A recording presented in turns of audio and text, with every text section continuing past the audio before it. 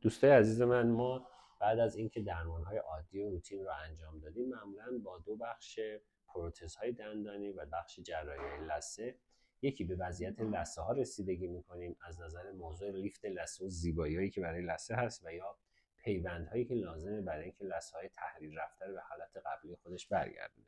و توی بخش پروتزهای دندانی هم ما از کارهایی مثل روکش‌های ایمپلنتمون، روکش‌های زیبایی و روکش‌های تمام سرامیکی و یا موردایی مثل کسایی که از دست دندون استفاده میکنن یا دندون‌های تیکه‌ای و پارسیل میخوان استفاده بکنن، براشون میتونیم انجام بدیم. و خوشبختانه الان درمان با لثه‌های نرم هم توی بیماران بی‌دندان که لثه‌های حساسی دارن به طور کامل با این درمان مدرن ما توی کلینیک لبخند میتونیم کمک فراوانی بهشون انجام بدیم. یکی از درمان‌های جدیدی که این روزا همه مردم راجعش صحبت می‌کنن درمان‌های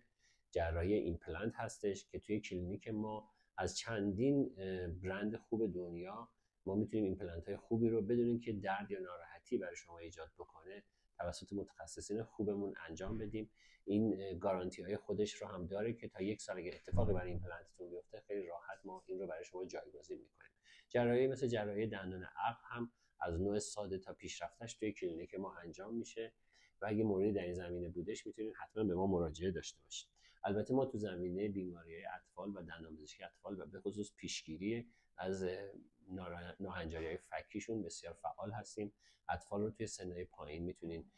بیارین برای مشاوره، ما بهتون بگیم که در آینده آیا اینها مشکلی برای ارتودنسی خواهند داشت یا خیر، که خیلی کمک میکنه و کمک کنیم به پوسیدگی هایی که اگر توی دهان اینا هست زودتر تشخیص داده بشه که نگرانی والدین برای اینکه این پوسیدگی ها دچار دردسرای مثل عفونت ها یا آبسای دندانی بشن جلوگیری بشه.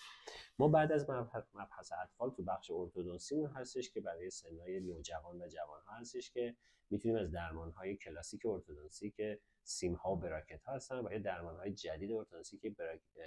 الاینر های شفاف هستن توی دهان شما